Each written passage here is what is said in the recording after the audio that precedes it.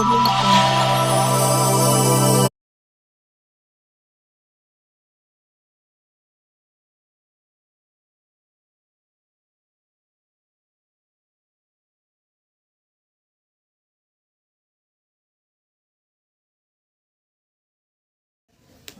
தாயை மகமறந்தாலும் பிள்ளையை பெரும் தாய் மறந்தாலும் உற்ற தேகத்தை உயிர் மறந்தாலும் உயிரை மேவிய உடல் மறந்தாலும் கற்ற நெஞ்சகன் கலையை மறந்தாலும் கண்கள் நின்று வைப்பதை மறந்தாலும் நற்றவத்தோர் உறவலாம் தோங்கும் எனது தாய் தமிழை நான் மறவேன் மறவேன் மறவேன் என்று என்னுடைய நாவை நான் இங்கே அவிழ்த்து நான் வருகை தந்து பார்க்கின்ற நேரத்திலே வேட்டி கட்டிய இடஞ்சிங்கங்களாக மாணவர்கள் திரிந்தாடியதை பார்த்து மகிழ்ந்தேன்.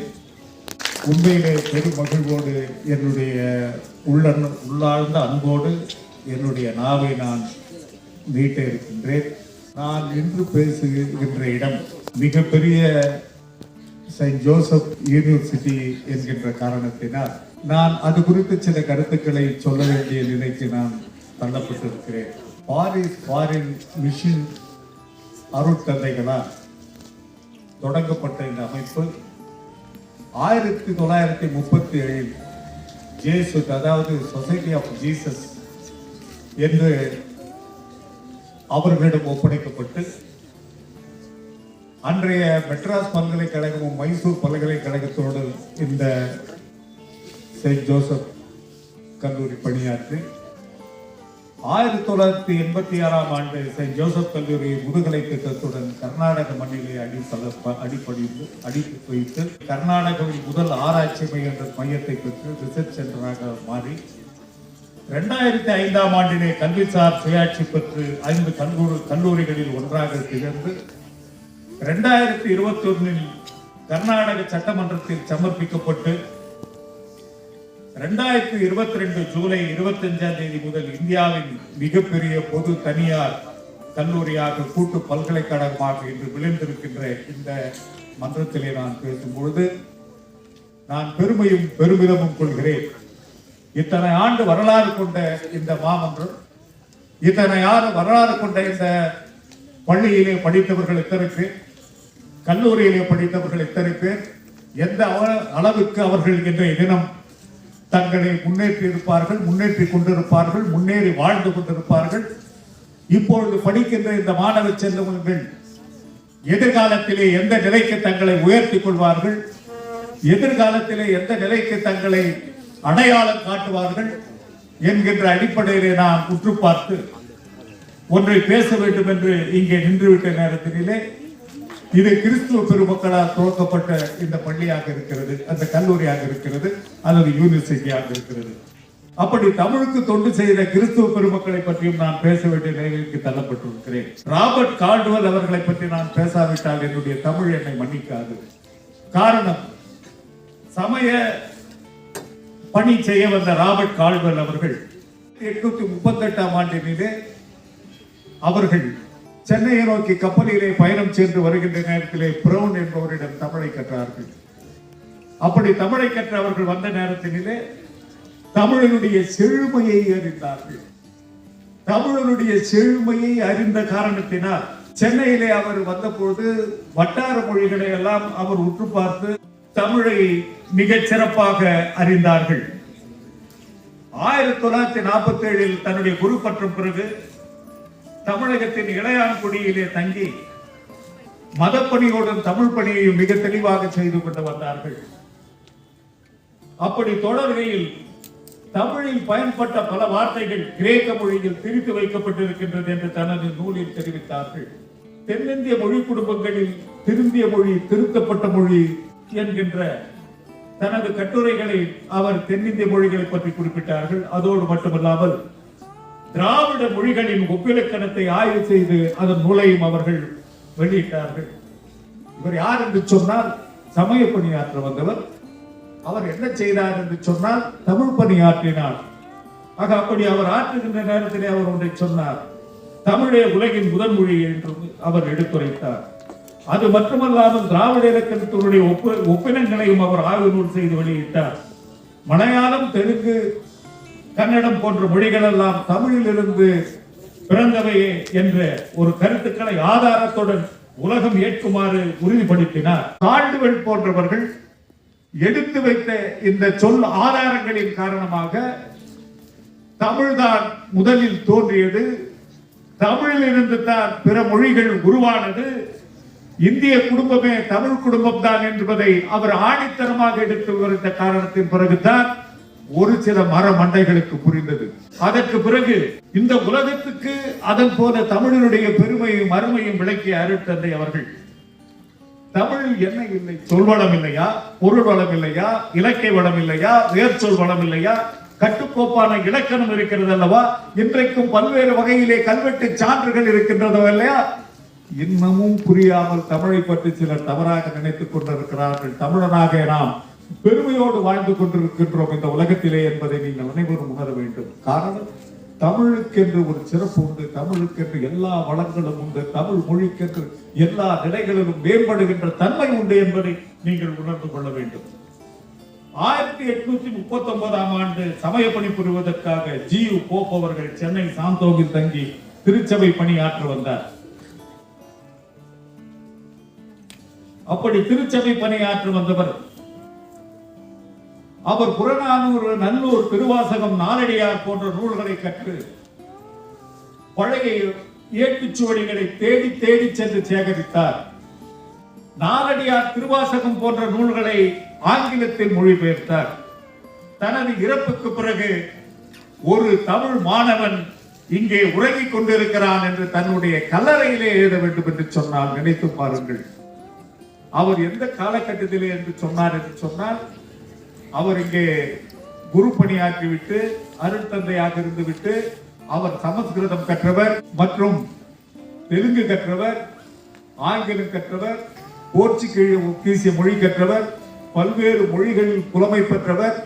அவர் இங்கிருந்து சென்ற பிறகு தெலுங்கு மற்றும் தமிழுக்காக பாடங்களை அந்த பல்கலைக்கழகத்திலே வெளிநாட்டுகளை நடத்தி கொண்டிருந்தவர். அவர் வெளிநாட்டிலே அந்த பல்கலைக்கழகத்தில் இருக்கும் பொழுதுதான் இந்த வார்த்தையை சொல்லுகிறார், நான் இறந்தால் நீங்கள் திருக்குறள் புத்தகத்தையும் திருவாசன் புத்தகத்தையும் என்று உடன் வையுங்கள் என்று சொல்லுகிறார். பற்று, எப்பேற்பட்ட தமிழ் பாசம், எப்பேற்பட்ட தமிழ் உணர்வு. 30 வருடங்களே இங்கே வந்து வாழ்ந்த அவர் தமிழை முழுமையாக கற்று, தமிழருடைய சிறப்பை முழுமையாக கற்று, தமிழருடைய எழுச்சியை எந்த அளவுக்கு உலகத்திற்கு உணர்த்த வேண்டுமோ அந்த அளவுக்கு உணர்த்தி, தமிழின் பெருமையை எப்படி சொல்ல வேண்டுமோ அப்படி சொல்லி, தமிழனாக தான் வாழ்வதற்காக ஒரே ஒரு வார்த்தையை சொன்னது அந்த மகாபெருமான், அந்த மாபெரும் மனிதனை நாம் பாராட்ட வேண்டாமா, இன்று நினைத்து பார்க்க வேண்டாமா இந்த தமிழ் சங்க துவக்க விடாமலே என்பதற்காகத்தான் அந்த கிறிஸ்துவ பெருமக்களின் தமிழ் பணியை நான் தொடர்ந்து பேசி கொண்டு வருகிறேன். கோவாவுக்கு வந்த கான்ஸ்டன்டைன் ஜோசப் பெஸ்கி என்பவர் 1711 மதுரைக்கு வந்தடைந்தார். அவர் வந்த பிறகுதான் போர்ச்சுகீசிய மொழிகளையும் லத்தீன் மொழிகளையும் உள்ளடக்கி ஒரு தமிழ் அகராதியை உருவாக்கி தமிழின் பெருமையை, செழுமையை இந்த உலகிற்கு காட்டினார். அது மட்டுமல்லாமல் தன்னை தைரியசாமி என்று மிக துணிச்சலாகவும் அழைத்துக் கொண்டார். தமிழ் இலக்கிய இலக்கணங்கள் கவிதை வடிவில் இருப்பதால் அதை எளிய மக்கள் புரிந்து கொள்ள வேண்டும் என்று சில மாற்றங்களை செய்தார். இதை விரும்பிருக்கின்ற நெடில் எழுத்துக்களான ஆ, ஏ, ஓ என்ற எழுத்துக்களுடைய வடிவங்கள் வடிவமைக்கப்பட்டதே கான்ஸ்டன்டைன் ஜோசப் பெஸ்கி என்கின்ற வீரமா முனிவர் அவர்களால் தான். இப்படி தமிழையும் திருத்தி தமிழுக்கு தொண்டு செய்த அந்த பெருமகன், அதை ஏற்றுக்கொண்டோம். நாம் விலக்கி வைக்கவில்லை, அவரை வேறுபடுத்தி பார்க்கவில்லை. பேச்சு, தமிழ், இலக்கணம் ஆகியவைகளை அவர் விவரித்தார். அவர் எழுதிய அந்த நூலில் எழுத்து, சொல், பொருள், ஆப்பு, யாப்பு என்ற அணி ஆகிய 5 இலக்கணங்களை தொகுத்தார். மிகச்சிறந்த காப்பிய நூலாக தேம்பாவணியை நம்முடைய தமிழுக்கு தந்து சென்றார். இப்படி பழக்கதைகளையே நீங்கள் பேசிக் கொண்டிருக்கிறீர்களே, இன்னும் கதைகள் இருக்கிறதே, தமிழ் சங்கம் ஆயிற்றே, இது இன்னும் சொல்ல வேண்டியதை சொல்லவில்லையே நீங்கள் நினைப்பது எனக்கு புரிகிறது. தமிழர்கள் புனைச்சூட்டுகளையும் கற்பனை கதைகளையும் எழுதி பழக்கப்பட்டவர்கள் அல்ல. தமிழர்கள் என்றைக்கும் உண்மைகளை எடுத்துக் கூறியவர்கள், வாழ்நிலைகளை எடுத்துக் கூறியவர்கள். சங்ககால இலக்கிய புலவர்கள் எல்லாம் அதைத்தான் நமக்கு கற்றுக் கொடுத்தார்கள். அப்படி சங்ககாலத்து பாடல்களில் இருந்த, புறநானூற்று பாடலில் இருந்த அந்த வரிகளின் உண்மைதான் இன்றைய தினம் முதுமக்கள் தாழிகளாக ஆதிச்சநல்லூரிலும் கீழடியிலும் நமக்கு கிடைத்திருக்கிறது தமிழ் எழுத்துக்களான ஆதன், உதிரன், திசன் என்னும் வேர்ச்சொற்கள் இன்றைக்கு நமக்கு கிடைத்திருக்கின்றன. அது மட்டுமல்ல, செங்கல்களால் கட்டப்பட்ட வீடுகளிலும் வடிகால்கள், கிணறுகள் போன்ற நீர் மேலாண்மையை குறித்தும் தமிழன் அன்றே செய்து வைத்திருக்கின்றான். இப்படி கீழடி, ஆதிச்சநல்லூர் போன்ற கருத்துக்களை எல்லாம் நீங்கள் தெளிவாக தெரிந்து கொள்ள வேண்டும் என்று சொன்னால் நேரடியாக தமிழ் மாணவர்களாக சென்று அங்குள்ள கீழடி நிலத்தை பற்றி, கீழடியில் கிடைத்த பொருள்களை பற்றி நீங்கள் அறிந்து கொள்ள வேண்டும். வருகிற அக்டோபர் 20ஆம் தேதி பெங்களூரிலே கன்னட தமிழர் ஒற்றுமை மாநாடு ஒன்று நடைபெறவிருக்கிறது. அந்த மாநாடு கண்காட்சியிலே கீழடி பற்றியும் ஆதிச்சநல்லூரை பற்றியும் அல்லது தமிழ் சங்க இலக்கியங்களை குறித்தும் ஒரு மிகப்பெரிய கண்காட்சி நடத்தப்படுகிறது. அந்த கண்காட்சிகளுக்கு நீங்களும் வர வேண்டும். ஏனென்றால் அன்று வாழ்ந்தான், அன்று இமயத்திலே கொடி நாட்டினான் என்றெல்லாம் பேசிக் கொண்டில்லாமல் இன்றைக்கும் விண்வெளியில் தமிழர்களாக இஸ்ரோவில் பணிபுரிகின்றவர்களை நாம் பேசவில்லை என்று சொன்னால் உங்களை நான் தட்டி எழுப்பவில்லை என்ற அர்த்தமாகிவிடும்.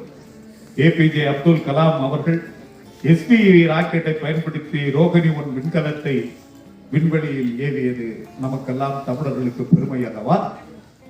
அதே போல சிவதான பிள்ளை அவர்கள் பிரமோஸ் ஏவுகணையை தன்னுடைய தந்தையாக அதற்கு விளங்கினாரே, அது நமக்கு பெருமை அல்லவா?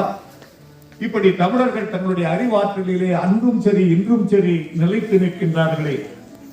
கே சிவன் அவர்கள் பிஎஸ்எல்வி ஜிஎஸ்எல்வி வகை ராக்கெட்டுகளை வெற்றி பெற செய்தது நமக்கெல்லாம் பெருமை தரவில்லையா? மயில்சாமி அண்ணாதுரை அவர்கள் 2004 சந்திரனில் நீர் இருக்கின்றது என்று சொல்லி நிலவில் நீர் இருப்பதை உலகறிய செய்த மிகப்பெரிய தமிழ் பேரறிஞர் அல்லவா, விஞ்ஞானி அல்லவா? அதே போல வனிதா முத்தையா அவர்களும் வீரமுத்து அவர்களும் இன்றைய தினம் உலக அரங்கத்தினிலே நிலவிலே தென் துருவத்திலே விண்கலத்தை வைத்ததை நாம் நினைத்து பார்க்க வேண்டும். தமிழர்கள் அன்றும் சரி இன்றும் சரி நாளையும் சரி என்றைக்குமே தமிழன் அறிவில் என்றைக்குமே உயர்ந்தே நிற்பான் என்பதற்குத்தான் நான் அன்றைக்கு சொன்ன இன்றைக்கு சொன்ன எடுத்துக்காட்டாக சொல்லுகின்றேன். தெரேசா அவர்கள், நான் இதை ஏன் சொல்லுகிறேன் என்று சொன்னால், இந்த இளம் தலைமுறைகள் எதிர்காலத்தில் பொது தொண்டாற்ற வேண்டும், மக்கள் தொண்டாற்ற வேண்டும், மக்கள் தொண்டு ஆற்றி தாங்களும் உயர வேண்டும், தங்களை சார்ந்தவர்களை உயர்த்திக் கொள்ள வேண்டும் என்ற அடிப்படையிலே சொல்கிறேன். அன்னை தெரேசா அவர்கள் மக்கள் தொண்டாற்றுவதற்காக எல்லோரிடமும் கையேந்தி வருகிறார். அப்பொழுது ஒரு கயவன் அவர் கையிலே எச்சிலை துப்பிவிட்டார். அப்படி எச்சிலை துப்பிய பிறகு அவர் சொன்னார், இது எனக்கு, நான் மக்களுக்கு நீ என்ன தரப்போகிறாய்? இப்படி நம்மை சார்ந்த பெரிய சார்ந்தவர்கள் மக்கள் எல்லாம் நாம் பார்த்து இளம் தலைமுறையாக நாம் முன்னேற வேண்டும். முன்னேறி இந்த சமுதாயத்திற்கு பயன்பட வேண்டும். இங்கு எனக்கு வாய்ப்பளித்த பேராசிரியர் சரளா மேடம் அவர்களுக்கு என்னுடைய மனம் திறந்த நன்றியை தெரிவித்து தமிழ் சங்கத்தை துவக்கி வைக்க வாய்ப்பு கொடுத்தமைக்கு என்னுடைய நன்றியை மீண்டும் தெரிவித்துக் கொள்கிறேன். இதுகாரம் தமிழ் உணர்வோடு இங்கே அமர்ந்து கொண்டு எங்களுடைய வார்த்தைகளை கேட்பதற்கு எங்களுடைய நன்றியை நான் தெரிவித்து, வாழ்க தமிழ், வாழ்க தமிழ், வாழ்க மையம் உள்ளவரை தமிழ் குலம் தமிழர்கள் என்று கூறி விடைபெறுகிறேன். நன்றி, வணக்கம்.